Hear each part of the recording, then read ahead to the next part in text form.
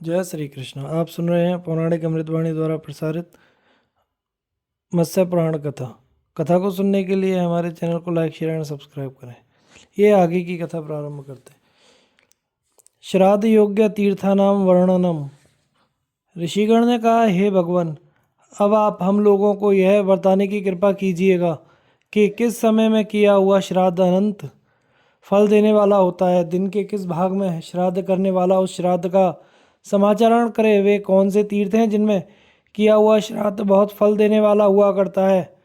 महामहर्षि श्री सूत जी ने कहा, दिन में जिस समय अपराह्न समाप्त हो जाए उसी समय अभिजित द्रोही ऋणोदय में जो कुछ भी दिया जाता है वह अक्षय कहा गया है।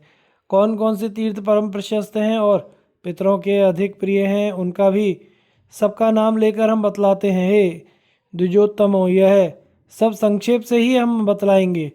गया नाम वाला पितृ तीर्थ है जो समस्त तीर्थों में परम श्रेष्ठ एवं अति शुभ तीर्थ है। यह गया वह उत्तम तीर्थ है जहाँ पर देवों के भी देवेश्वर पितामह स्वयं विराजमान रहा करते हैं। वहाँ पर पितृगणों के द्वारा यह गीता कही गई है। इस गाथा के भाग की अभीप्सा रखने के लिए वह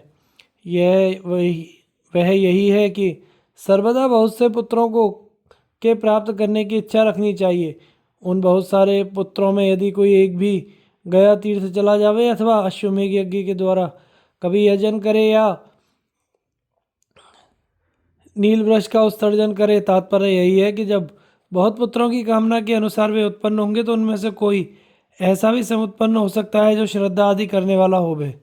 इसी भांति वाराणसी परम पुण्यमयी पुरी है जो सदा ही पितृगण की अत्यंत बल्लभा रही है, जहाँ पर अविमुक्त सानिध्य प्राप्त होता है जो भुक्ति और मुक्ति दोनों का ही फल देने वाला है।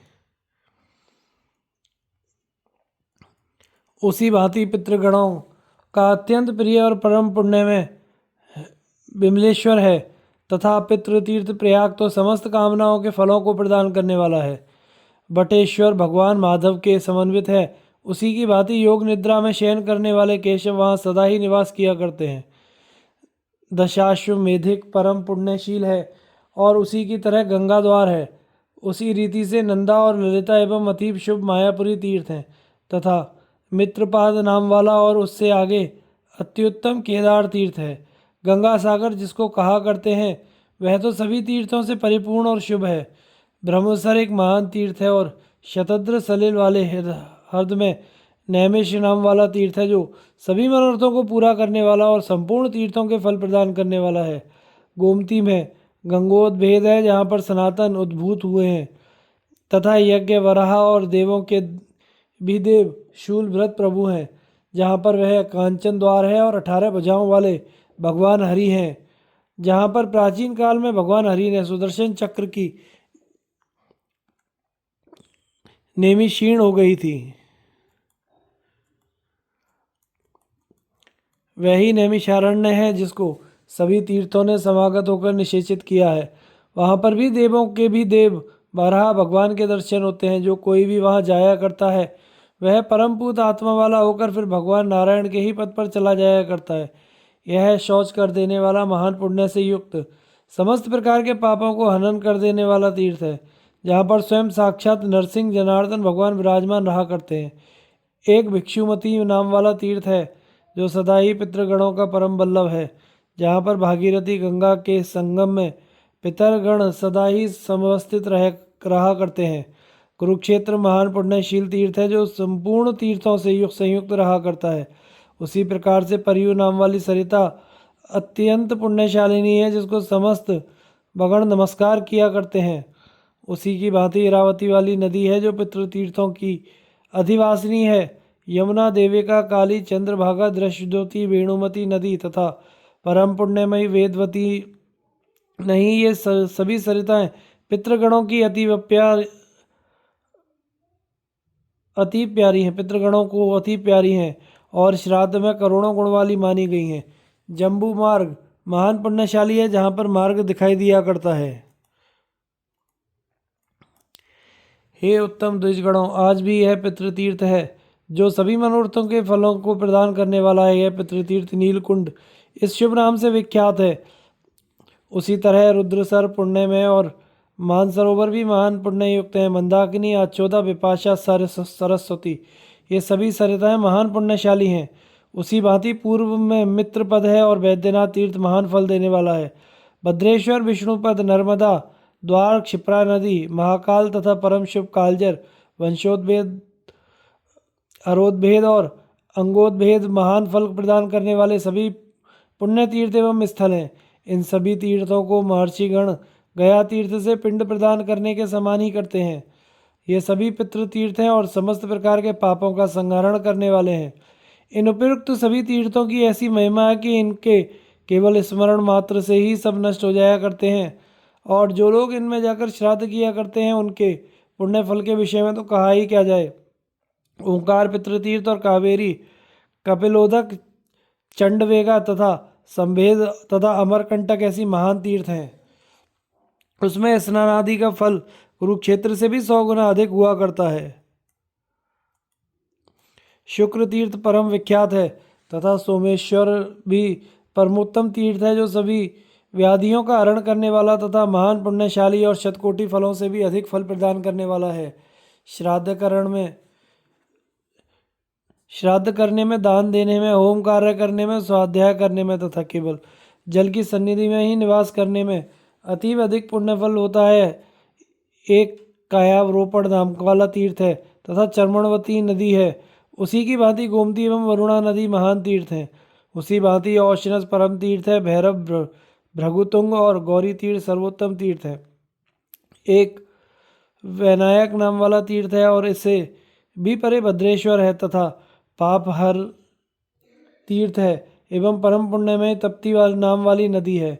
मूलतापी, पयोष्णी तथा पयोष्णी संगम, महाबोधि, पाटला, नागतीर्थ, अवंतिका तथा पुण्यमयी वैष्णव नदी, महाशाल, महारुद्र, महालिंग तथा दाशार्णा परम शुभ सरिता है। शतरुद्रा, शताहन, परम विश्वपद, अंगार, वाहिका और इसी प्रकार से शोण और घग्गर, ये 2 परम विशाल पुण्य वाली नदियां हैं। ये सभी अत्युत्तम तीर्थ स्थल हैं।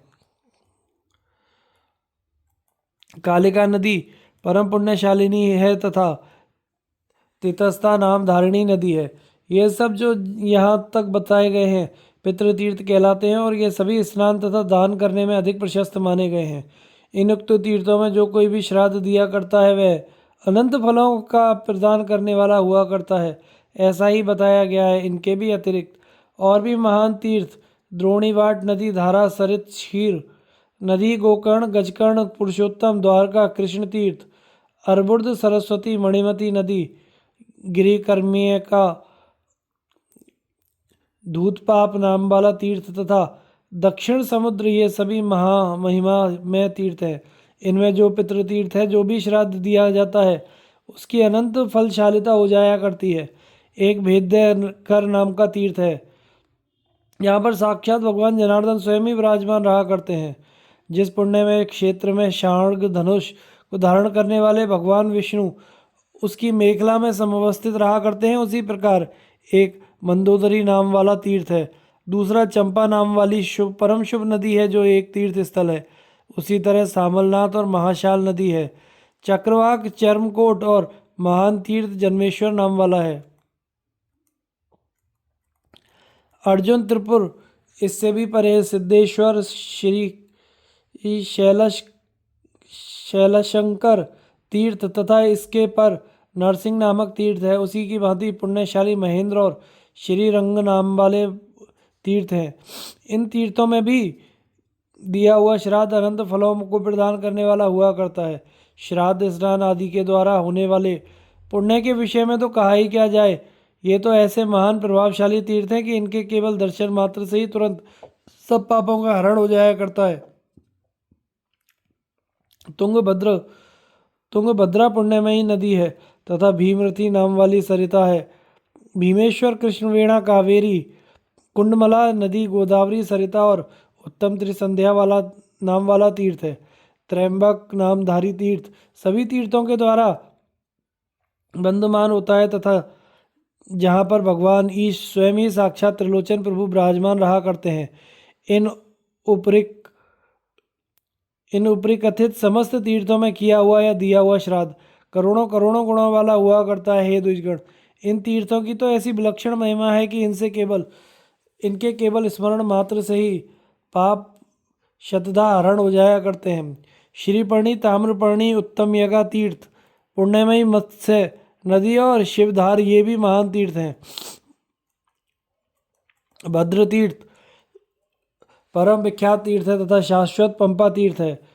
परम पुण्य में रामेश्वर है और उसी भांति एलापुर नाम वाले परमोत्तमपुर है।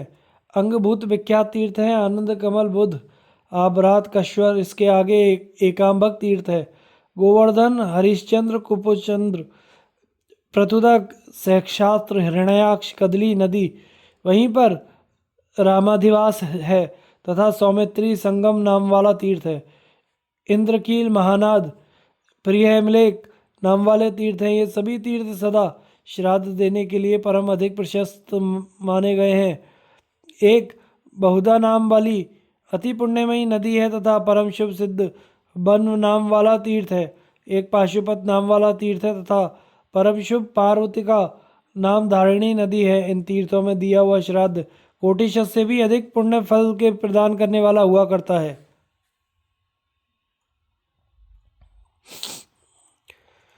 उसी की भांति वह पितृतीर्थ है जहाँ पर गोदावरी नदी है जो सहस्त्र लिंगों से संयुक्त सर्वांतर जलावाह है। वह महर्षि जामवन्य का तीर्थ है जो अत्युत्तमा है और क्रम से समायात हुआ है। प्रतीक के भय से भिन्न जहाँ पर गोदावरी नदी है वह तीर्थ हव्य और कव्यों का है जो अप्सरों युग की संज्ञा वाला है।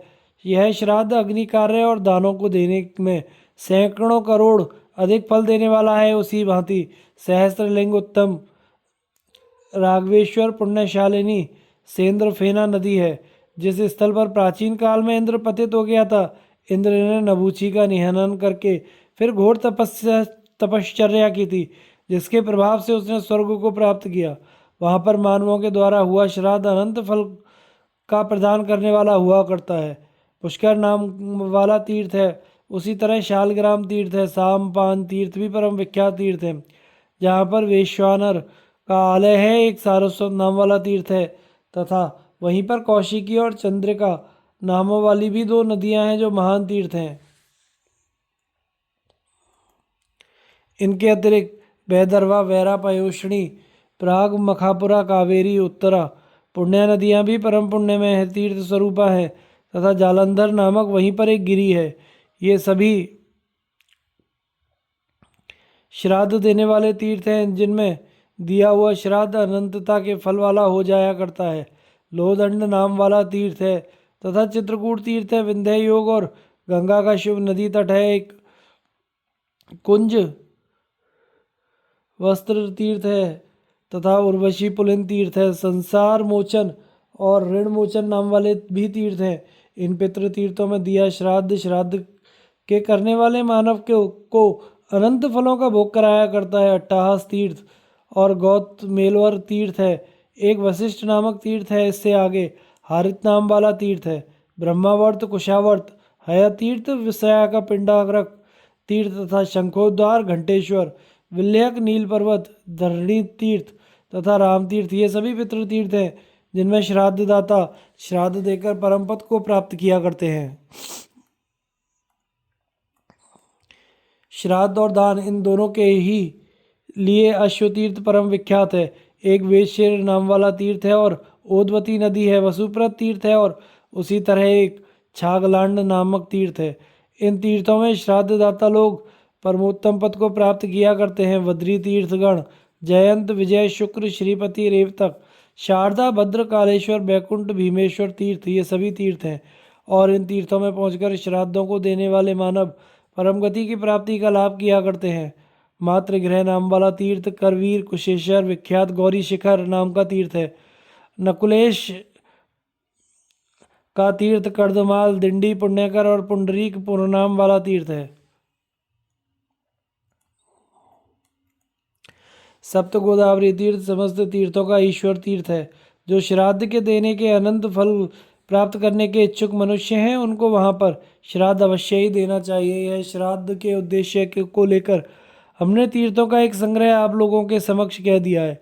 इन समस्त तीर्थों का विस्तार तो बहुत ही विशाल है, जिसको विचारे मानव की तो शक्ति ही क्या बृहस्पति भी नहीं कह सकते हैं। जो बाणों के ईश कहे जाते हैं, वस्तुतः विचार किया जावे तो सत्य का पूर्ण परिपालन करना भी तीर्थ है। प्राणी मात्र पर दया करना भी एक प्रकार का महान तीर्थ है। इस प्रकार सब इंद्रियों पर पूर्ण निग्रह रखना भी तीर्थ है। वर्णों और आश्रमों का गेह में भी इस प्रकार से तीर्थ विद्यमान हैं जो समुदाहत किए गए हैं। इन तीर्थों में जो भी श्राद्ध दिया जाता है उसका करोड़ गुना फल हुआ करता है। अतएव जिस जिस प्रयत्न से तीर्थ में अवश्य ही मनुष्य को श्राद्ध देना चाहिए। प्रातःकाल में 3 मुहूर्त तक उतना ही संगम होता है, तो फिर मध्याह्न में 3 मुहूर्तों वाला है, उसके पश्चात अपराह्न होता है, सायहाना में 3 मुहूर्त वाला होता है, उसमें कभी श्राद्ध नहीं करना चाहिए। यह राक्षसी नाम वाली बेला हुआ करती है जो सभी कर्मों से गर्हित मानी गई है। सर्वदा दिन के मुहूर्त की दशा और 5 घड़ियां विख्यात है। उनमें जो अष्टम मुहूर्त होता है उसी काल को कुतुब काल कहा गया है। अतः मध्याह्न काल में सर्वदा जिस समय में भगवान भास्कर मंदीभूत हो जाया करते हैं उस काल में श्राद्ध दिया हुआ अनंत फल देने वाला होता है, तथा तभी उसका आरंभ होगा।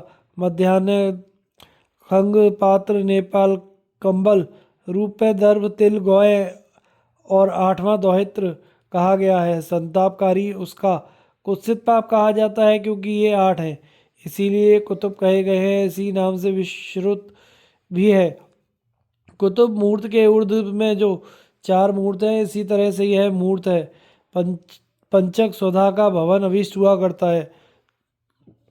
कुश और कृष्ण तिल ये भगवान विष्णु की देह से ही समुद्भूत हुए हैं। ये श्राद्ध की रक्षा करने के लिए समर्थ होते हैं, ऐसा देवगणों ने कहा है।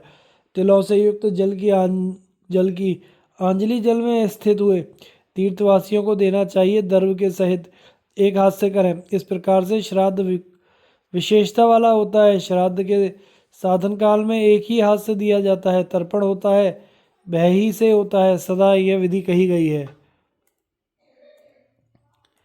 इदम महर्षि सूत जी ने कहा, इन तीर्थों में श्राद्ध करने वाले का अनुकीर्तन प्राचीन काल में मत्स्य भगवान ने कहा था। यह परम पुण्य में पुण्य से आयु का वर्णन करने वाला और सब प्रकार से महान से महान पापों का विनाश करने वाला है।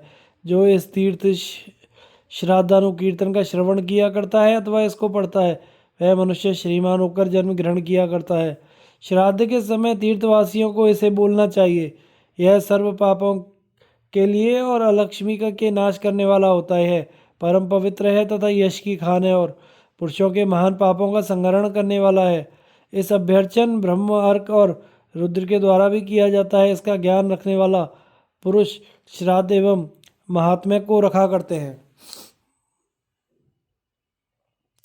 ययाति चरित्र। शौनक मुनि ने कहा, हे नृपोत्तम, इसके अनंतर बहुत लंबे समय के बाद वरवर्णिनी वह देवयानी उसी वन में क्रीड़ा विहार करने के लिए निकल गई थी। उस समय एक सहस्त्र दासी और शर्मिष्ठा के साथ उसी देश में संप्राप्त हुई थी और उसने इच्छा के अनुसार वहां पर विचरण किया। उन्हीं सब सखियों के साथ अत्यंत मुदित थी। सब क्रीड़ा करती हुई अभीत थीं तथा माधव मधुपान कर रही थीं। अनेकों के भक्ष्यों को खा रही थीं तथा नाना भांति के फलों का आसन करती जा रही थीं। पुनः मृगया की इच्छा रखने वाला नाहुष राजा यद्रक्षा से उसी देश के से संप्राप्त हो गया। वह राजा जल की लिप्सा रखने वाला और अत्यधिक प्यासा था। उसने देवयानी की को तथा शर्मिष्ठा अन्य योषितों को वहां पर देखा। वे सभी ललनाएं दिव्य आभरणों से विभूषित थीं और पान कर रही थीं। वहीं पर उसने शुचि स्थित वाली उपनिष्ठ देवयानी को भी देखा। वह देवयानी उन समस्त ललनाओं के मध्य में विराजमान रूप से लावण्य के अनुपम और परम सुंदर एवं श्रेष्ठ मुख वाली थी। शर्मिष्ठा के द्वारा संयमान थी जो देवयानी के पादों का संवाहन आदि कर रही थी। राजा ययाति ने कहा, ये 2 सहस्त्र कन्याओं के द्वारा 2 कन्याएं परिवर्तित हैं, अतएव मैं आप दोनों के गोत्र और नाम पूछता हूँ। देवयानी ने कहा, हे नरादेव, मैं अब कहती हूँ, आप मेरे वचन को ग्रहण कीजिए। शुक्राचार्य नाम वाले असुरों के गुरु हैं, उन्हीं की पुत्री आप मुझे जानिए। यह मेरी सखी दासी है। जहाँ पर भी मैं जाती हूँ वहीं पर यह भी मेरे साथ ही नमन करने वाली होती है। यह तो दानवेंद्र वृषपर्वा की दुहिता शर्मिष्ठा है। राजा ययाति ने कहा, हे वरवर्णिनी कन्या, तुम्हारी दासी सखी कैसे हो गई? हे सुब्रू, यह तो असुरेंद्र की सुता है।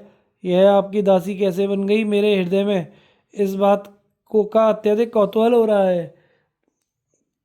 देवयानी ने कहा, हे नरव्याघ्र, इस संसार में सभी कुछ विधाता के द्वारा किए हुए विधान के अनुवर्तन किया करते हैं। विधि द्वारा किए हुए विधान को समझकर मन में किसी प्रकार का कौतूहल मत करिए। आपका रूप और वेशभूषा तो एक राजा के ही समान, और वाणी बोल रहे हैं वह ब्राह्मी है। आप यह बतलाइए कि आपका शुभ नाम क्या है, आप कहाँ से आए हैं तथा किसके आप पुत्र हैं? ययाति ने कहा, संपूर्ण वेद का अध्ययन मैंने ब्रह्मचर्य का पूर्ण पालन करते हुए किया है। मैं अवश्य ही एक राजा और राजा का ही पुत्र हूँ। मेरा नाम ययाति है। यह विश्रुत है। देवयानी ने कहा, हे राजन, यहाँ पर इस देश में किसी प्रयोजन से समागत हुए हैं? आप क्या कुछ जलपान करने के इच्छुक हैं? वामरज्ञा की इच्छा से ही इस स्थल पर आपने पदार्पण किया है। ययाति ने उत्तर दिया, हे भद्रे, मैं मृग का शिकार करने का इच्छुक ही हूँ। यहाँ पर तो केवल जल पीने के लिए आया हूँ, और मैं बहुधा अनुयुक्त भी हुआ हूँ। आपकी कुछ सेवा हो तो आप मुझे अनुज्ञा प्रदान कीजिए। देवयानी ने कहा, हे सखे, आपका परम कल्याण हो। मैं 2 सहस्त्र कन्याओं से युक्त तथा दासी शर्मिष्ठा के सहित आपके अधीन हो गई हूँ। अब आप मेरे भर्ता हो जाइए। राजा ययाति ने उत्तर दिया, हे भामिनी, आप विधि की उष्णा अर्थात शुक्राचार्य की पुत्री हैं। आपका परम कल्याण हो। मैं आपके पति बनने के योग्य नहीं हूँ। हे देवयानी, आपके पिता के यहाँ राजा लोग विवाह करने के योग्य नहीं हो सकते हैं। देवयानी ने कहा, ब्रह्मा ने ही सबका सृजन किया है, अतः ब्रह्मा के द्वारा क्षत्रिय वर्ग संतुष्ट है तथा ब्रह्मा में क्षत्र सम्मिश्रित है। ऋषि और ऋषियों के पुत्र सभी तो उन्हीं से उत्पन्न हुए हैं। इसमें कुछ भी भेदभाव नहीं है। हे नाहुष, अब आप मुझे स्वीकार कर लीजिए। ययाति ने कहा, हे वरान ने, यह ठीक है कि चारों वर्ण एक ही ब्रह्मा जी की देह से समुद्भूत हुए हैं, किंतु यह भी तो है कि प्रत्येक वर्ण के पृथक पृथक धर्म, शौच और आचार हुआ करते हैं। उन सब वर्णों में ब्राह्मण वर्ण सर्वश्रेष्ठ कहा गया है। देवयानी ने कहा, हे नहुष महाराज के पुत्र, मेरे पाणी हाथ का ग्रहण इस समय से पूर्वा में किसी भी पुरुष के द्वारा सेवित नहीं हुआ है। आपने ही सबसे आगे इसे ग्रहण किया है, इसलिए मैं तो आपका ही वर्ण करती हूँ। अब मनुष्यनी मेरा यह पाणी किसी तरह कोई अन्य पुरुष स्पर्श करेगा, आप ऋषि के पुत्र ने अथवा स्वयं साक्षात ऋषि आपने इसको ग्रहण किया है। राजा ययाति ने कहा, अत्यंत क्रुद्ध सर्प से तथा सर्वतोमुख अग्नि से भी अधिक विप्र विज्ञान रखने वाले पुरुष के द्वारा दुराधर्षितर हुआ करता है। देवयानी ने कहा, हे पुरुषों में परमश्रेष्ठ, आप यह समझाइए कि आशीविष सर्प से और सभी और मुख वाले अग्नि से विप्र दुराधर्षितर कैसे होता है? राजा ययाति ने कहा, आशीविष सर्प तो एक ही किसी का दर्शन किया करता है और वह एक शस्त्र के द्वारा वध किया जाता है। यदि कोई कुपित हो जाता है तो वह राष्ट्रों के सहित समस्त पुरों का दाह कर दिया करता है। विप्र के वचन और शाप में तो महान प्रबल शक्ति विद्यमान रहा करती है। हे भीरु, इसी कारण से विप्र अधिक दुराधर्ष और मेरे विचार से माना गया है। इसीलिए हे भद्रे, आपके पिता द्वारा भी दी हुई है आपके साथ मैं विवाह नहीं करता हूँ। देवयानी ने कहा, हे राजन, आप मेरे पिता के द्वारा प्रदान की गई मुझे वर्ण करो, क्योंकि मैंने तो आपको ही वर्ण कर लिया है। बिना याचना किए हुए आपको कुछ भी भय नहीं है, और दी हुई मुझको आप ग्रहण कीजिए। शौनक महर्षि ने कहा, इसके अनंतर देवयानी ने तुरंत ही अपने पिता के समीप में धात्री को प्रेषित कर दिया। उस भेजी गई धात्री ने उनको सभी कुछ ठीक ठीक निवेदन कर दिया। धात्री के द्वारा राजा का वहां पर आगमन सुनते ही भार्गव मुनि ने राजा का वहां उपस्थित होकर दर्शन किया। राजा ययाति ने वहीं पर समाधान हुए जब विप्र का दर्शन किया तो बड़े वेग के साथ उठकर ययाति ने ब्राह्मण शुक्र की वंदना की और दोनों हाथ जोड़कर प्रणत हुए उनके समक्ष स्थित हो गया। भार्गव मुनि ने भी राजा होने के नाते परम बलगु साम के द्वारा उस ययाति का प्रत्याभिवादन किया। देवयानी ने कहा, हे तात, यह नहुष पुत्र ययाति नामधारी राजा हैं। इन्होंने दुर्गम दशा में मेरा पाणी ग्रहण किया है। मैं आपकी सेवा में प्रणाम समर्पित करती हूँ। आप मुझको इन्हीं की पत्नी के रूप में प्रदान कर दीजिए, क्योंकि मैं लोक में अन्य किसी को पति के रूप में वर्ण नहीं करूँगी। शुक्र ने कहा, हे वीर, इस कन्या देवयानी को ने आपको ही अपना पति वर्ण कर लिया है। यह मेरी परम प्रिय इष्ट सुता है। नहुषत्म आज मेरे द्वारा समर्पित की हुई इसको ग्रहण कीजिए और अपनी महिषी बना लीजिए।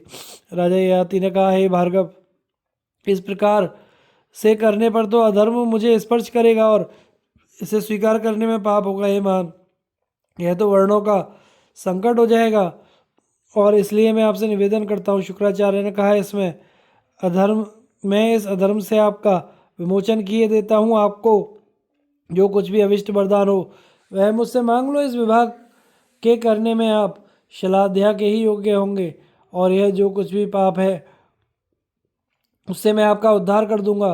हे राजन, धर्म से इस शुचि स्मित वाली देवयानी को आप भार्या के स्वरूप में वहन कीजिए। इससे इसके साथ वाली देवयानी को आप भार्या के रूप में कहन कीजिए। इसके साथ आप अतुला प्रीति प्राप्त करेंगे। यह तुम्हारी कुमारी शर्मिष्ठा वार्ष पठानी है। यह राजन, निरंतर भली भांति पूजन करके इसके साथ शयन मत करना। महर्षि शौनक जी ने कहा, इस प्रकार से कहे हुए ययाति ने शुक्राचार्य की परिक्रमा दी और परम प्रसन्न होकर अनुज्ञा प्राप्त होने पर जो महात्मा शुक्र ने दी वह अपने पुर में चला गया। ययातष्टक संवाद वर्णन। अष्टक ने कहा, कामरूप नंदन वन में एक अयुत संवत्सरों तक वास करते हुए कार्त युग के प्रधान उसका त्याग करके उन्हें इस वसुधा पर प्राप्त हो गया था। इसका क्या कारण है? ययाति ने कहा, जिस तरह से यहाँ पर वित्त के क्षीण हो जाने पर मानवों के द्वारा अपनी ज्ञाति वाला स्वहृदय स्वजन त्याग दिया जाया करता है, उसी भांति स्वर्ग में खेचर देवों के संग में भी क्षीण पुण्य वाले मनुष्य को तुरंत ही त्याग दिया करते हैं। अष्टक ने कहा, वहाँ पर पुण्यों को क्षीण करने वाले कैसे हो जाते हैं?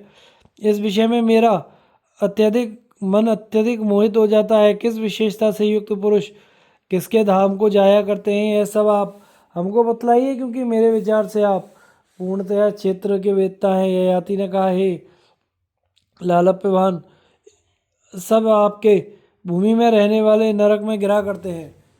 वे कंक गोमायु पलाशन के लिए बहुधा भूमि में विशेष वृद्धि को प्राप्त होते हैं। हे नरेंद्र, इस कारण से इस प्रकार लोक में दुष्ट और घृणा के योग्य कर्म का वर्णन कर देना चाहिए। हे पार्थिव, सभी कुछ आपको बता दिया है, फिर आप बतलाइए कि आपको क्या बतलाऊं।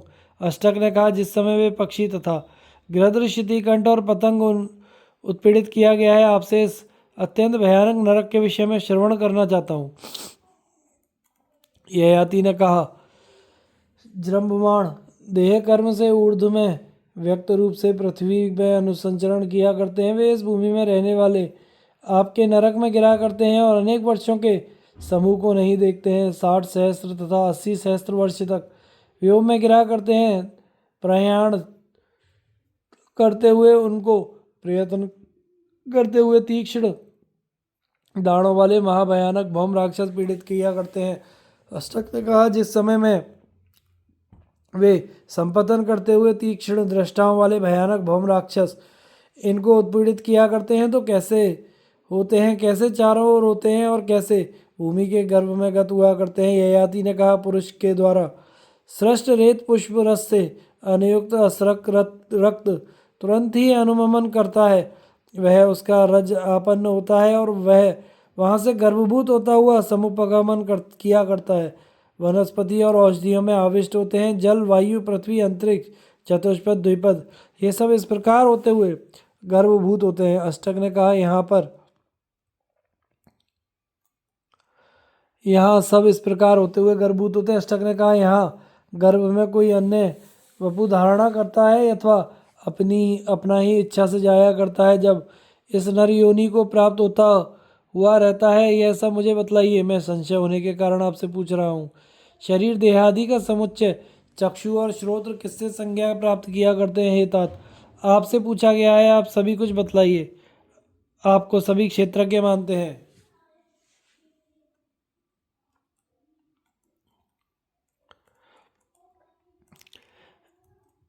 राजा ययाति ने कहा, पुष्प रस से अनुयुक्त रेत को ऋतुकाल में आयु से उत्कृष्टित किया करता है, उतना ही अधिकार करने वाला वहां पर क्रम से गर्भ को संवर्धित किया करता है। इसके उपरांत जब वह जायमान होता है तो गात्र को ग्रहण करने वाला हो जाता है। इसके पश्चात वह मनुष्य संज्ञा को अधिष्ठित हुआ करता है। वह श्रोत्रों से यहाँ पर शब्द का ज्ञान करता है और वह रूप जो चक्षु से देखता है, घ्राण से गंध को पहचानता है तथा जिह्वा से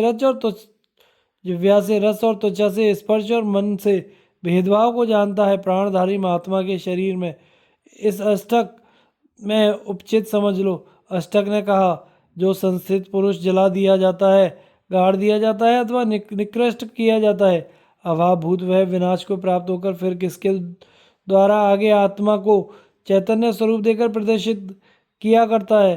राजा ययाति ने कहा, वह प्राणों का त्याग करके एक लुप्त की भांति निश्चित होने से अपने जीवन में भेद सुकृत दुष्कृत आगे रखकर ही पुण्य पाप के अनुसार अन्य योनि को भेजता है और इस देह का त्याग कर दिया करता है। हे राज सिंह, अधम शरीर के त्याग के बाद ऐसा ही हुआ करता है जिसमें पुण्य पाप की प्रधानता होती है। जो पुण्य कर्मों को करने वाले लोग होते हैं वो पुण्य योनि में ही प्रवेश किया करते हैं और जो पाप कर्म करने वाले होते हैं वे पाप योनि में जाया करते हैं। हे महानुभाव, कीट पतंग पाप से होते हैं, यह मेरी विवक्षा नहीं है। चतुष्पद द्विपद पक्षी वर्ग उस प्रकार से गर्भभूत होते हैं। यह हमने सभी कुछ कह दिया। हे राज सिंह, अब पुनः आप क्या पूछते हैं? अष्टक ने कहा, हे तात, क्या कर्म करके मनुष्य श्रेष्ठ संज्ञा को प्राप्त किया करता है, तपश्चर्या से अथवा विद्या से? यही मेरे द्वारा आपसे पूछे जा रहे हैं। जो सभी यथावन कहिए, यह भी बतलाइए कि जिस क्रम से वह शुभ लोकों को चला करता है। ययाति ने कहा, तब दान शम दम लज्जा आर्जव और समस्त प्राणियों पर दया से सब सात ही पुरुषों के महान द्वार हैं, जिनसे स्वर्ग के भी संत लोग कहा करते हैं। ये सब जो भी उदित किए गए हैं वे तप प्रधान ही होते हैं, अर्थात इन सभी में तपश्चर्या की ही प्रमुखता हुआ करती है। जो तमोगुण से अभिभूत होते हैं तथा अभिमर्शक मान से नष्ट हो जाते हैं, वह पुरुष को सदा ही होता है। यही संत जन कहते हैं। अधियान अर्थात पूर्णतया पठित पुरुष अपने आप को पंडित मानता हुआ अर्थात अपने पांडित्य का अभिमान रखने वाला है और जो विद्या के बल से दूसरे के यश का आनंद किया करता है, उस पुरुष के अंत में होने वाले लोक नहीं हुआ करते हैं, ना ही उसको वह ब्रह्मफल दिया करता है। ये चार कर्म महान भयंकर हुआ करते हैं। अर्थाग्रस्त से भय दिया जाता है। मानग्निहोत्र, मौन, मान से अधीत और मान यज्ञ, ये ही चार हैं। मान्य मान वाला कभी मुद प्राप्त नहीं किया करता और वह संताप को भी अमान होने से नहीं प्राप्त किया करता। इस लोक में संत पुरुष सत्पुरुषों का ही पूजन किया करते हैं और जो साधु पुरुष होते हैं वे भी साधु बुद्धि को प्राप्त किया करते हैं। मेरा श्रुत तो यह बतलाता है कि इसका इतना दान करें कि यजनार्चन करना चाहिए और अध्ययन करें। इसी हेतु से यह भय से रहित है और उनको नित्य ही अनर्जनीय कहा जाता है। प्राण जिससे आश्रय का वेदन मनीषी गण किया करते हैं, जो मानस सानुयुक्त होते हैं, वही निश्रेय है। उससे संयोग प्राप्त करके यहाँ मृत होकर पराशांति को प्राप्त किया करते हैं।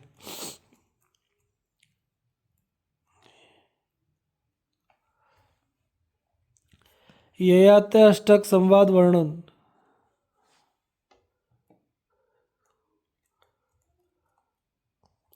अष्टक ने कहा, एक गृहस्थ आश्रम में संचरण करने वाला पुरुष किस प्रकार से देवों को प्राप्त किया करता है। भिक्षु सन्यासी किस विधान से और आचार्य का कर्म करने वाला है, वह किस रीति से देवगण के समीप पहुंचा करता है। जो वानप्रस्थाश्रमी पुरुष है और सतपथ में सन्निष्ठ, और उसकी क्या विधि है, यह विषय इस विषय में अब बहुत सी बातें वेदन की जाती हैं। राजा ययाति ने कहा, जिस समय में उसको अध्ययन करने के लिए आहूत करें, तभी उन आचार्य वर्ग की सन्निधि में समुपस्थित होकर होकर अध्ययन करने वाला, गुरु जी के संपूर्ण कर्मों के संपावन करने के लिए सदा उद्यत रहने वाला, गुरुचरण से पहले शैया त्याग कर उठने वाला, उनके शयन करने के पश्चात सोने वाला, परम मृदु दमनशील धृतिमान, अप्रमत्त एवं जो सर्वदा स्वाध्याय करने के शील वाला है, वही ब्रह्मचारी सिद्धि प्राप्त किया करते हैं। धम्र के द्वारा समागत धन से यजन करना चाहिए। सदा ही अतिथियों को दान देवें तथा उनको भोजन करावें। दूसरों के द्वारा नहीं दिए हुए को नहीं ग्रहण करता हुआ गृहस्थ होना चाहिए। यही गृहस्थ आश्रम में रहने वाले की परम पुरातन उपनिषद है। अपने ही बल वीर्य से जीवन याचना करने वाला, पाप कर्म से निवृत्त रहने वाला, दूसरों को दान देने वाला तथा को कभी भी उपताप न देने वाला, इस प्रकार की रहने वाला मुनि जो नियत आहार करने की चेष्टा रखते हुए वन में निवास किया करता है, वह परम पुण्य सिद्धि का लाभ लेता है। जो किसी भी प्रकार के शिल्प कौशल से जीवन का यापन नहीं करते तथा बिना गृह वाला है, नित्य ही अपनी इंद्रियों को जीत कर रखने वाला है और प्रमुक्त अर्थात बंधन से रहित है, किसी भी गृह में शयन न करने वाला तथा बहुत ही स्वल्प लिप्सा रखने वाला, एक ही वस्त्र का धारण करने वाला और अनेक देशों में विचरण करने वाला होता है, वही भिक्षु सन्यासी है। जिस रात्रि से लोग अभिरत होते हैं तथा सुख से काकाभिजित होते हैं, विद्वान पुरुष को उसी रात्रि में प्रयत्न करना चाहिए। वह प्रयत्न आत्मा वाला अरण्य के संस्थित रखने वाला होवे। वह अरण्य में निवास करने वाला अपने शरीर की धातुओं को अरण्य में ही त्याग करके परम सुकृत को धारण किया करता है। वह अपने से पूर्व में हुए 10 पुरुषों को तथा 10 दूसरे ज्ञातियों को तथा 21वां अपने आप को सभी का अपने तपोबल से उद्धार कर दिया करता है। अष्टक ने कहा, कितने देवगण और मुनिगण मौन होते हैं, यह सब आप मुझको बतलाइए, हम सब यह श्रवण करना चाहते हैं। ययाति ने कहा, हे जनादेव, अरण्य में निवास करने वाले, जिसको ग्राम पृष्ठ भाग में रहता है तथा ग्राम में अरण्य को पृष्ठ में छोड़ देता है, वही मुनि होता है। अष्टक ने पूछा, अरण्य में निवास करने वाले का ग्राम किस तरह से पृष्ठ में होता है, अथवा ग्राम में निवास करने वाले का अरण्य कैसे पृष्ठ में होता है। राजा ययाति ने कहा, जो अरण्य मुनि हो वह उसे कभी भी ग्राम का उपयोग नहीं करना चाहिए। इस तरह के अरण्य में निवास करने वाले इसका ग्राम पृष्ठ भाग में उजाया करता है। बिना अग्नि वाला अर्थात निराग्नि, बिना घर बनाकर रहने वाला, अगोत्र चरण वाला जो मुनि है, उसको जितना भी कौमीन और समाच्छादन करने के लिए चाहिए, उतने ही वस्त्र की इच्छा करनी चाहिए। जितने से अपने प्राणों का अभिसंधान रहे, उतना ही आहार प्राप्त करने की इच्छा रखनी चाहिए। उस समय ग्राम में निवास करने वाले इसको अरण्य भी पृष्ठभाग में पड़ जाया करता है। जो समस्त प्रकार की इच्छाओं का त्याग करके भस्मों को छोड़कर पूर्णतः इंद्रियों के ऊपर अपना नियंत्रण रचने वाला समास्थित हुआ करता है और मौन व्रत धारण करता है, वही मुनि लोक में सिद्धि को प्राप्त किया करता है। जो धौत दंतों वाला है, नाखून जिसके कटे हुए रहा करते हैं, सदा स्नान करके साफ सुथरा रहा करता है और भली भांति अलंकृत रहा करता है तथा असित तथा सिद्ध कर्मों में स्थित रहने वाला सन्यासी, उसे कौन अर्चित करने की भावना रखता है, अर्थात ऐसे भिक्षु की समर्चा की योग्यता ही नहीं होती। जो तपश्चर्या से कर्षित, दुर्बल, पतला, क्षीण मांस, अस्थि और रक्त वाला जिस समय में निर्द्वंद होता है, वह मुनि मौन व्रत में समास्थित हुआ करता है। इसके अनंतर इस लोक को जीतकर वह परलोक पर भी विजय प्राप्त किया करता है। मुनि अपने मुख से गौ की भांति ही आहार ग्रहण किया करता है तथा खोजता है इस दशा के होने के अनंतर इस जो भी सब लोग हैं वह अमृत मत के ही लिए कल्पित होते हैं। यदुवंश वर्णन। महामर्षि श्री सूत जी ने कहा, शनातीक राजा ने शौनक से यह जब श्रवण किया तो वह विस्मित हो गया और पराप्रीति से पूर्ण चंद्र की भांति प्रकाशमान हो गया। फिर उस राजा ने पूर्ण विधान के साथ शौनक का पूजन किया। पूजन के उपचारों में बहुमूल्य रत्न, गौ, स्वर्ण और अनेक भांति के वस्त्र आदि सभी थे। जो भी राजा के द्वारा धन प्रहित किया गया था उस सब का प्रतिग्रहण करके और ब्राह्मणों को दान करके फिर महर्षि शौनक वहीं पर अंतर्निहित हो गए। ऋषियों ने कहा, हे भगवान, हम सब लोग राजा ययाति के वंश के विस्तार का श्रवण करना चाहते हैं। आप परानुकंपा करके उसका सविस्तृत वर्णन कीजिए। जिस समय में यह श्लोक में यदु प्रवर्ती पुत्रों से समन्वित होकर प्रतिष्ठित हुआ था, श्री सूत जी ने कहा, सबसे ज्येष्ठ और उत्तम तेज वाले यदु के वंश का मैं वर्णन करूंगा और विस्तार से तथा आनुपूर्वी के साथ कहूंगा। आप लोग तब कहने वाले मुझसे सब कुछ समझ लीजिए। महाराज यदु के देवताओं के समान 5 पुत्र समुत्पन्न हुए। ये पांचों महारथी और महान विश्वास धारण करने वाले थे। इनमें सबसे बड़ा जो था वह सहस्त्रजी था तथा सबसे छोटा जो अंतिम था पुत्र था वह कौष्टुनील था। सहस्त्री जी का दायाद शतजी नामधारी पार्थिव समुद्भत हुआ। शातजी नाम वाले पुत्र के भी दायाद परम कीर्ति वाले 3 हुए, जिनके शुभ नामक है और वेणु है थे। है का जो दायाद उत्पन्न हुआ वह अमुनेम नाम शुभ नाम से प्रतिश्रुत हुआ। धर्मनेत्र का दायाद कुंती हुआ और कुंती का आत्मज सहंत नाम वाला हुआ था। सहंत के पुत्र महिष्मान नाम वाला पार्थिव हुआ। महिष्मान का पुत्र परम प्रतापी रुद्रश्रेण ने जन्म ग्रहण किया। यह वाराणसी में राजा हुआ करता था, जिसका वर्णन पूर्व में ही किया जा चुका है। रुद्रश्रेण का पुत्र दुर्दम नाम वाला राजा हुआ। इस दुर्दम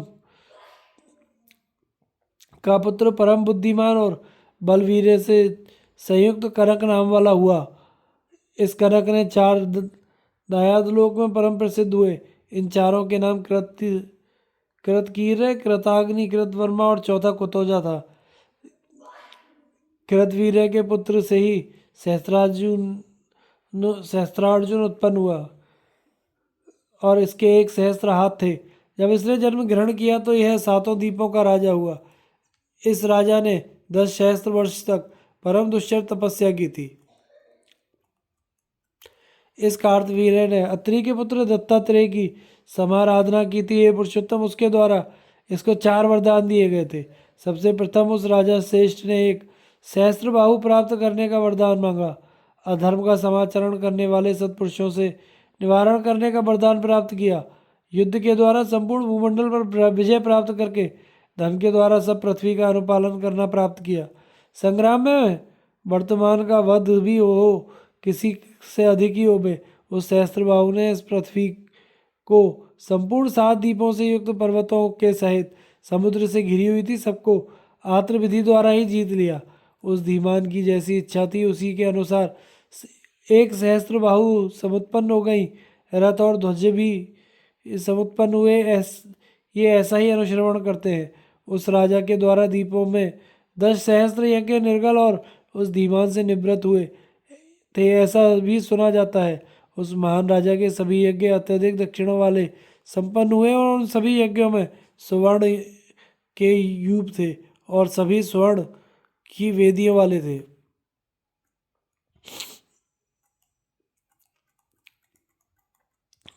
सब विमानों में स्थित देवों के साथ प्राप्त हुए। गंधर्व अप्सराओं से समस्कृत हुए नित्य ही उपशीमित रहा करते थे। उससे यज्ञ में गंधर्व तथा नारद ने कार्तवीर्य राजर्षि की महिमा को देखकर उनकी गाथा का गायन किया था। निश्चय ही क्षत्रियगण कार्तवीर्य की गति को प्राप्त नहीं होंगे। जिस प्रकार के इसके यज्ञ, दान, तप, विक्रम और श्रुत आदि हैं, इस तरह के सभी विधान अन्य आर्चियों के साथ सर्वथा है ही नहीं। वह सहस्त्रबाहु राजा खड़ग धारण करने वाला है ही नहीं। वह सहस्त्रबाहु राजा खड़ग धारण करने वाला तथा शरासन ग्रहण किए रथी सातों द्वीपों में अनुचरण करते हुए योगी तस्करों को देखा करता था। वह नराधिप 85 सहस्त्र वर्षों तक संपूर्ण रत्नों से संपन्न होता हुआ इस भूमंडल का चक्रवर्ती सम्राट हुआ। वही पशुओं के पालन करने वाला हुआ करता था और वही क्षेत्रपाल भी हुआ था। वह वृष्टि के साथ पर्जन्य हुआ था और योगी होने के कारण वही अर्जुन हो गया था।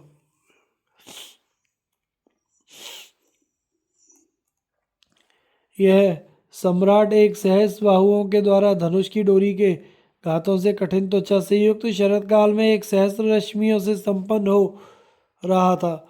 महान द्युति वाले इस महिष्मतिपुरी में मनुष्यों के मध्य में करकोटक के पुत्र नाम को जीतकर उसी पुरी में निवेशित कर दिया था। यह ब्रह्मवृष्ट काल में भी समुद्र के वेग का सेवन किया करता था। यह महामती प्रतिस्त्रोत में सुख में उद्भिन्न होता हुआ क्रीड़ा करता हुआ विचरण किया करता था।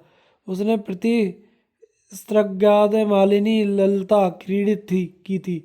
उर्मी भ्रुकुटी में संत्रास में नर्मदा चकित होकर उसके समीप आ गई थी। वह एक अपनी सहस्त्र बाहुओं से महारत के अवगाहन करने पर उद्यत तेज वेग वाली नर्मदा को प्रावणघाता करता है। उसकी सहस्त्र बाहुओं से महोदधि के क्षोभ्यमान होकर पाताल में संस्थित महासुर अत्यंत ही निश्चेष्ट हो जाते हैं। सहस्त्र हाथों में सावर का आलोचन करता हुआ उसको तोड़ी हुई महान तरंगों में विलीन और महातिमी वाला मारुस से आविद्ध फेरों के ओद वाला वह आवर्तों भवरों में के संक्षिप्त होने से दुस्सह करता है। उस समय मंदार के क्षोभ से चकित अमृत के उत्पादन को शंका वाले महारंग निश्चल शुद्धा वाले हो जाते हैं। जिस प्रकार सायं समय में निर्वात से स्थिति में कदली खंडों की दशा वाला होता है, वैसा ही दशा महारोगों की थी। लंकापुरी में सबल रावण को बलपूर्वक मोहित करके 5 शरों से उत्थित करके धनुष की ज्या में इस प्रकार बांध दिया था और उसको जीत करके बद्ध करके महिष्मतिपुरी में ले आया था तथा बांध कर रख छोड़ा था। इसके अनंतर पुलस्त्य ऋषि वहाँ आए थे। उन्होंने सहस्त्रार्जुन को प्रसन्न किया। पुलस्त्य ऋषि ने यहाँ पर सांत्वना दी और फिर पौलस्त्य रावण को छोड़ दिया था। उसकी सहस्त्र बाहुओं से ज्ञात तत्व का शब्द हुआ था। यह घोष उसी भांति हुआ था जैसे युनांत के समय में होने वाले सहस्त्रों मेघों में के आस्फोट से अश्विनी का घोष हुआ करता है। बड़ी ही प्रसन्नता की बात है कि विधाता का वीरेंद्र भार्गव ने छिन्न किया था। जिस समय में भार्गव प्रभु ने इसकी सहस्त्र बाहुओं का छेदन हेमताल वन की भांति कर दिया था और जहाँ पर आप प्रभु ने संक्रुद्ध होकर अर्जुन को शाप दिया था, हे क्योंकि मेरा परम विश्रुत बल तुमने प्रदान कर दिया है, इसलिए इस दुस्तर कर्म को कृतमन्य हरण करेगा। बलवान तपस्वी और ब्राह्मण भार्गव पहले वेग के साथ तेरी सहस्त्र बाहुओं को छेदन करके फिर तेरा भी वध कर देंगे। सूची ने कहा। उस समय उसकी मृत्यु शाप के द्वारा राम ही थे। श्रीमान ने राजर्षि से पहले ही इस प्रकार का वरदान स्वयं ही वर्ण कर लिया था। उसके 100 पुत्र हुए थे, उनमें 5 तो महारथ थे। ये सब कुतास्त्र बलशाली शूरवीर धर्मात्मा और महान बल वाले थे। हे विशांपति, शूरसेन, शूर, धृष्ट, कोष्ठ, जयध्वज, वैकर्ता और अवंती ये उनके नाम थे। जयध्वज का पुत्र महान बलवान लालजंग हुआ। उसके भी 100 पुत्र थे वे जो सर्वताल जंग नाम इसी नाम से प्रसिद्ध थे। उन्हें महात्माओं के 5 कुल विख्यात थे। वे वीतिहोत्र, शार्यात, भोज, अवंतिप, कुंडीकेरा, विक्रांत और तालजंग थे। वीतिहोव का पुत्र आनर्त नाम वाला महान वीरवान हुआ। उसका पुत्र दुर्जय था जो शत्रुओं का दर्शन करने वाला था। हे महाराज, कार्तवीर अर्जुन नाम वाला राजा एक सहस्त्र बाहुओं से समन्वित था और सद्भावना से धर्म के साथ प्रजा का परिपालन किया करता था। वह ऐसा प्रतापी राजा हुआ जिसने अपने धनुष के द्वारा सामर पर्यंत भूमि को जीत लिया। जो मानव प्रातःकाल में ही उठकर उसके शुभ नाम का कीर्तन किया करता है। उसके वित्त का कभी भी नाश नहीं होता। जो किसी का वित्त नष्ट हो हो भी गया हो तो यह नष्ट हुआ धन पुनः प्राप्त हो जाया करता है। परम धीमान कार्तवीर्य के जन्म की गाथा को कोई कहता है तो वह मानव यथावत स्विष्ट पूतात्मा होकर स्वर्गलोक में प्रतिष्ठा प्राप्त किया करता है। क्रोष्टु वंश का वर्णन। ऋषिगण ने कहा, हे सूत जी, महात्मा आप का बल किस प्रयोजन के लिए कार्तवीर्य ने विक्रम करके दग्ध कर दिया था, इस गाथा को तात्विक रूप से बतलाइए। वे है राजर्षि तो प्रजा की रक्षा करने वाला था, ऐसा ही हमने सुना है। फिर रक्षित होते हुए उस तपोवन को दग्ध करने वाला कैसे और क्यों बन गया था? सूत जी ने कहा, एक बार ऐसा हुआ था कि भगवान आदित्य एक द्विज के रूप में होकर कार्तवीर्य के समीप उपस्थित हुए और उन्होंने कार्तवीर्य से कहा, हे नरेश्वर, मैं आदित्य हूँ, हमको एक तृप्ति दीजिए। राजा ने कहा, हे भगवान, हे दिवाकर देव, किससे आपकी तृप्ति होती है मुझे बतलाइए। किस प्रकार का भोजन आपको समर्पित करूँ, यह आप जब मुझे आज्ञा देंगे तो उसका श्रवण करके ही मैं प्रस्तुत करूँगा। आदित्य देव ने कहा, हे पार्थिव, आप तो दानशीलों में परम श्रेष्ठ महानुभाव हैं। आप मुझे स्यावरों का सब आहार प्रदान कर दीजिए, उससे मैं तृप्त हो जाऊंगा, वही मेरी पूर्ण तृप्ति होगी। कार्तवीर्य ने कहा, हे तपनशीलों में परम श्रेष्ठ, तेज के द्वारा बल के द्वारा संपूर्ण स्थावर निर्दग्ध नहीं किए जा सकते, इसलिए मैं आपको प्रणाम करता हूँ। आदित्य ने कहा, मैं तुमसे परम संतुष्ट हूँ। मैं आपको अक्षय और सर्वतोमुख वाले शरों को प्रदान करता हूँ जो प्रक्षित किए हुए जला देंगे, क्योंकि ये सब मेरे तेज से ही समन्वित होंगे। मेरे तेज से समावेश होने से वे समस्त स्थावरों का शोषण कर देंगे। हे नराधिप, वे शुष्कों को भस्मीभूत कर देंगे, उसी से मेरी तृप्ति होगी। सूत जी ने कहा, इसके अनंतर आदित्य देव ने उन शरों को अर्जुन को दे दिया। इसके पश्चात सभी संप्राप्त स्वावरों को दग्ध कर दिया गया। ग्राम, आश्रम, घोष, नगर, वन, सुरम्य, उपवन सभी का दाह कर दिया गया। इस प्रकार से संपूर्ण प्राची इन दिशा को तथा सभी पक्षियों को निर्वग्ध कर दिया गया। उस समय में बाधा दो दाह के होने से संपूर्ण भूमि वृक्षों से रहित और तृणों से एकदम शून्य उस महान घोर तेज से हो गई और हतप्राय हो गई। इसी काल में आप भी जल में समावस्थित थे। वह महान ऋषि वर्ष सहस्त्र वर्ष पर्यंत वहाँ पर थे। जब जन का वह जल में स्थिर रहकर किया जाने वाला व्रत पूर्ण हो गया तो वह तपोधन उठ खड़े हुए। उस समय उस महामुनि ने देखा कि उनका वह संपूर्ण आश्रम अर्जुन ने दग्ध कर दिया। उस महामुनि को महान क्रोध समुत्पन्न हो गया और उन्होंने राजर्षि कार्तवीर्य को तभी शाप दे दिया था, जैसा कि मैंने आपको बतलाया है।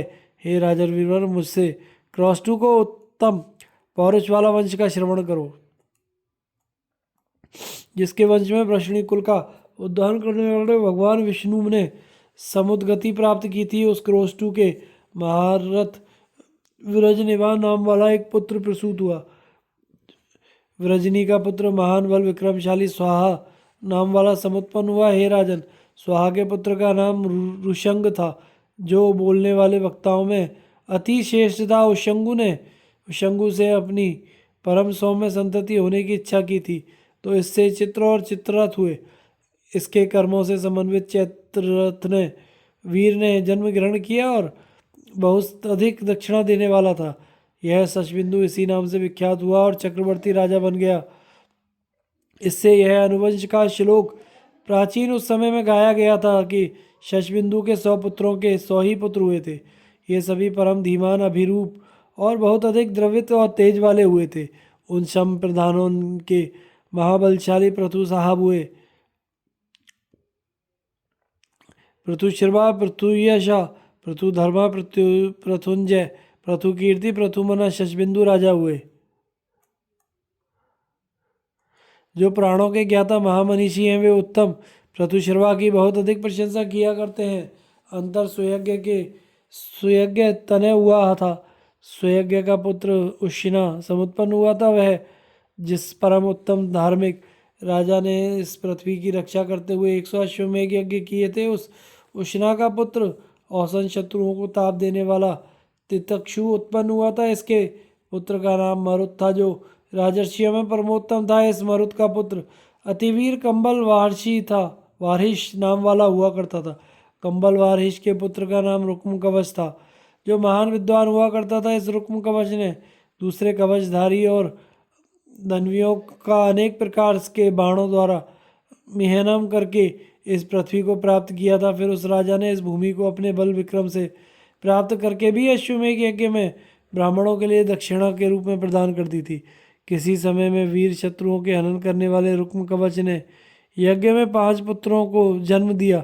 वे 5 पुत्र महान बलवीर वाले और धनुषधारी हुए थे। रुक्मों में पृथुरुक्म, जपामग, परेग और हरि थे। पिता ने परेग और हरि को विदेह में स्थापित किया। रुक्मों में पृथुरुक्म राजा उसके आश्रम वाला हुआ। उनमें से जामाग राज्य से प्रवाहित हो गया था और उस आश्रम में रहने लगा था। वह परम प्रशांत होकर आश्रम में स्थित रहता था तथा ब्राह्मण के द्वारा बोधित हो गया था। ध्वजी रथी धनुष लेकर अन्य देश को चला गया था। वह नरप केवल वृत्ति की कामना से अकेला ही नर्मदा पर चला गया। अन्य के द्वारा मुक्त ऋषमान नाम गिरी पर जाकर वह उपविष्ट हो गया, जहाँ मध्य की भार्या चैत्रा परिणत और सती थी। वह राजा बिना ही पुत्र वाला रहा करता था और इससे अन्य किसी भी भार्या को नहीं प्राप्त किया था। उसका युद्ध में विजय हुआ और एक कन्या को प्राप्त किया था। उसने संतरास से अपनी भार्या से कहा, हे सुचिस्मृते, यह कन्या तेरी स्नुषा है। अब राजा ने भार्या से इस तरह से कहा था, वह तो उससे बोली कि यह किसकी स्नुषा है। राजा ने अपनी भार्या के इस प्रश्न का उत्तर दिया, वो कि जो पुत्र तेरे उदर से जन्म ग्रहण करेगा उसी की यह भार्या होगी। इससे उसने अत्यंत उग्र तपश्चर्या की थी। फिर उस सुसाग परिणता सती चैत्रा ने उस कन्या के लिए विदर्भ पुत्र को प्रसूत किया। उस विद्वान ने राजपुत्री में क्रय कैशिक और तृतीय परम धार्मिक लोमपाद को जन्म दिया। उसमें विदर्भ ने रण के महान विशारद अत्यंत शूरवीर पुत्रों को समुत्पन्न किया। लोमपाद से मनुपुत्र उत्पन्न हुआ और उसका आत्मज ज्ञाति हुआ। कैशिक का पुत्र चिदी नामधारी उत्पन्न हुआ। उससे जो समुत्पन्न हुए वे चैदम नरप कहे गए। विदर्भ का पुत्र किरत हुआ और उसका आत्मज कुंती नाम वाला उत्पन्न हुआ। कुंती के धृष्ट नामक सुत ने जन्म ग्रहण किया, जो रण में परम धृष्ट ही था और परमाधिक प्रदान करने वाला था। धृष्ट का पुत्र धर्मात्मा था। निवृत्ति नामधारी हुआ, जो शत्रुओं का हनन करने वाला था। उस निर्वृत्ति से केवल एक ही पुत्र उत्पन्न हुआ, जिसका नाम था विदुरथ। इसके जो पुत्र प्रसूता हुआ उसका नाम था दशार्य। इस दशार्य के ही पुत्र का नाम व्योम हुआ था। इस दशार्य व्योम से जीमूत कहे जाने वाले पुत्र ने जन्म ग्रहण किया था। जीमूत का पुत्र विमल हुआ। फिर हस्त्र का पुत्र भीमरथ उत्पन्न हुआ। इस भीमरथ का जो दायाद हुआ वह नवरथ कहा गया। इसका ध्रुव दृढ़रथ हुआ और दृढ़रथ का शकुनी नाम वाला आत्मज उत्पन्न हुआ। इससे कारंभ और कारंभ से कारंबी देव रात जन्म प्राप्त किया था। देवरात का पुत्र देवराती देवछत्र ने प्रसव प्राप्त किया था, जो महान यश वाला राजा हुआ करता था। देवद्रक्ष का पुत्र देवगर्भ सम उत्पन्न हुआ था। मधु नाम वाला महान तेजस्वी हुआ था। मधु से पूर्वस ने जन्म प्राप्त किया। पूर्वस का पुत्र पुरुषों में उत्तम पुरुद्वान हुआ। पुरुद्वान से वैदर्भी भद्रसेनी में जंतु ने जन्म लिया। इस जंतु की भार्या एक शौकी नाम वाली हुई थी। उस भार्या में सत्व से संपन्न सात्वत नाम वाला सात्वतों की कीर्ति को वर्धन करने वाला पैदा हुआ। महात्मा जामश की इस विशेष सृष्टि का ज्ञान प्राप्त फल उसे जो उपयुक्त रीति से हुआ। धीमान राजा सोम का सायुज्य जान चलता है। कौशल्या ने सत्व से सुसंपन्न सातेतों को प्रसूत किया। हे नृप, भजिन भजमान दिव्य देवाद्र देवाव्रत अंधक महाभोज और वृषणी, हे यदुनंदन, ये उत्पन्न हुए। उनके 4 प्रमुख सर्ग थे। अब ये विस्तार से उनका श्रवण करो। भजमान के संजय और बाधुकों का वाहक हुए। संजय की 2 सुताएं थीं, उस समय वाहक हुए, और उसकी दोनों वाहिनी भार्याएं थीं, जिन्होंने बहुत से सुतों को प्रसूत किया था। निमि, कुमिल, विष्णी, परम युरंजय, ये सब वाहिका और संजयी में भजमान से समुत्पन्न हुए। बंधुओं का मित्र वर्धन राजा देवव्रत ने जन्म ग्रहण किया था। यह राजा पुत्रहीन ही हुआ और इसने परम उग्र तप का समाचरण किया। उसकी यही इच्छा थी कि मेरा पुत्र हो जो समस्त गुणों से समुत्पन्न होना चाहिए। इसके अनंतर मनज का संयोग उसने पर्षा जल का उपस्पर्शन किया। उस समय में उसके उपस्पर्शन से उस सरिता ने उसका प्रिय कर दिया। नरपति के कल्याण हेतु वह नदी उसके लिए अश्वितमा हुई। वह चिंता से परीत आत्मा वाला था, किंतु इसके उपरांत वह विनिश्राम को प्राप्त हो गया। मेरे पास ऐसी नारी ही नहीं प्राप्त है जिससे इस प्रकार का सकल गुणाही समन्वित पुत्र उत्पन्न हुए, इसलिए मैं आज सहस्त्रशय होता हूँ। इसके अनंतर वह परम सुंदर शरीर धारण करने वाली कुमारी होकर उसने राजा को शापित किया, और उस महाव्रत ने उसी कुमारी को प्राप्त करने की इच्छा की। फिर इसके उपरांत उन सरिताओं में परम श्रेष्ठ 9वें मास में देवभ्रत नरप से समृद्ध गुणमण युक्त यभ्रू नाम का पुत्र उत्पन्न हुआ। पुराणों के ज्ञाता विद्वान इस अनुवंश में इस परिश्रुत आख्यान का गायन किया करते हैं और महान आत्मा वाले देवव्रत गुणों का कीर्तन किया करते हैं। जिस तरह हम दूर से श्रवण किया करते हैं, उसी भांति समीप में पहुंचकर देखते हैं। बभ्रू मनुष्यों में परम श्रेष्ठ है और देवाव्रत देवों के ही समान है। हे नृप, 8 और 70 सहस्त्र पूर्व पुरुष देवाव्रत बभ्रू के अमृतत्व को प्राप्त हो गए। यह यजन करने वाला दान बलि वीर ब्राह्मण ने दृढ़ व्रत वाला, रूप लावण्य से युक्त, महान तेज वाला तथा शुद्ध वीरधर था। इसके अनंतर कंक की पुत्री से ने 4 सुतों को प्रसूत किया। उनके नाम थे कुंकर, भजमान, शशि और कंबलवरही। कुकर का पुत्र वृषणी समुत्पन्न हुआ। वृषणी का सुत धृति हुआ। इसका दायाद कपोतरोमा था और उसका आत्मज तैतिरी समुत्पन्न हुआ था। उसके तनुजा का पुत्र सखा तथा विद्वान नल था। उसके नाम से नंद, नौदर, दुंदुभी, सयाति, दुंदुभी ख्यात होता था।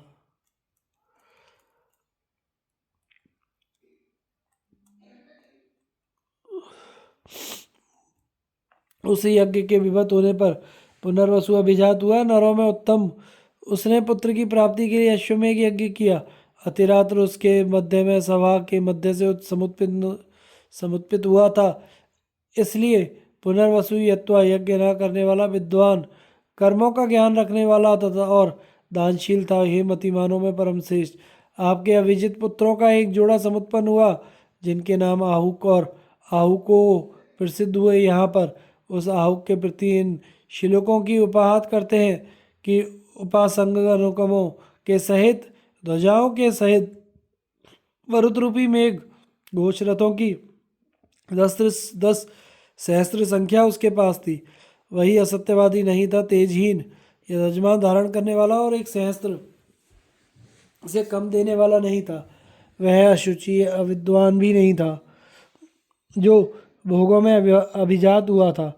आहुक की भृति को प्राप्त हुए ये यही कहा जाता है। आहुक ने अवंतियों में आहुक को दिया और आहुक से काश्य द्वैता ने 2 पुत्रों को प्रसूत किया था। उन दोनों का देवक और उग्रसेन 2 नाम थे। ये दोनों देव गर्भ के समान थे। देवक के सुत परम वीर और देवों के ही समान थे। उनका नाम देवदान, उपदेव, सुदेव और उपरक्षित था। इनकी 7 भगिनियाँ थीं। ये सब वसुदेव के लिए ही गई थी। इन 7 के नाम देवकी, धृत देवी, यशोदा, यशोधरा, श्री देवी, सत्य देवी और इनमें 7वीं बहन का नाम वसुतापी हुआ। महाराज उग्रसेन के 9 सुत हुए। उनमें कंस सबसे बड़ा पुत्र उत्पन्न हुआ। शेष 9 में से 8 के नाम भ्यग्रोत, सुनामा, कंक, शंकु, सुतंतु, राष्ट्रपाल, युद्धमुष्टि और समुष्टिद थे। उनकी बहनें भी 5 थी, कंसा, कंसावती, सुतंतु, राष्ट्रपाली और कंका।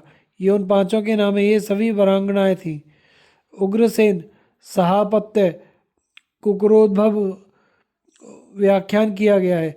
यजमान का पुत्र रथियों में प्रमुख और राजाधिदेव विदुरथ हुआ था। विदुरथ के यहाँ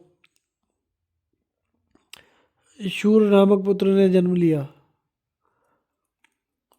राजाधिदेव को दो पुत्रों ने जन्म ग्रहण किया। ये दोनों ही देवों के सदृश थे। दोनों के नियम और व्रत की प्रधानता थी। इनके नाम थे शोणात्य और श्वेतवाहन थे। शोणाश्व के परम शूरवीर और रण विद्या के महाविद्वान पांच पुत्रों ने जन्म धारण किया। शमी, वेद शर्मा, निकुंत, शक्रशुजित, ये उन पांचों के शुभ नाम थे। शमी का पुत्र प्रतिक्षत्र हुआ। प्रतिक्षत्र का आत्मज प्रतिक्षेत्र था। प्रतिक्षेत्र का सुत भोज और उसका आत्मज हृदय उत्पन्न हुआ था। हृदय के भीम पराक्रम वाले 10 पुत्रों ने जन्म लिया। उसमें कृतवर्मा सबसे प्रथम उत्पन्न हुआ और शतंध्वा उनसे मध्यम था। शेष, देवारय, नाभ, भीषण, महाबल, अजात, बंजात, कनियक तथा करम्बक ये नाम थे। देवारय की भार्या में देवारय से अतिशय विद्वान कंबलवरी ने प्रसव प्राप्त किया।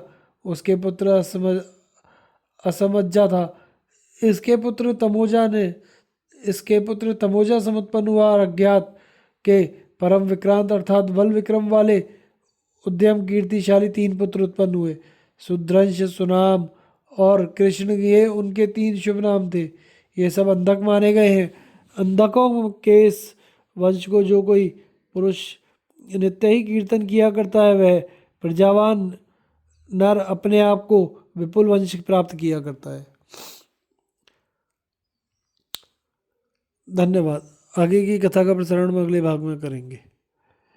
हमारे चैनल को लाइक शेयर और सब्सक्राइब करें।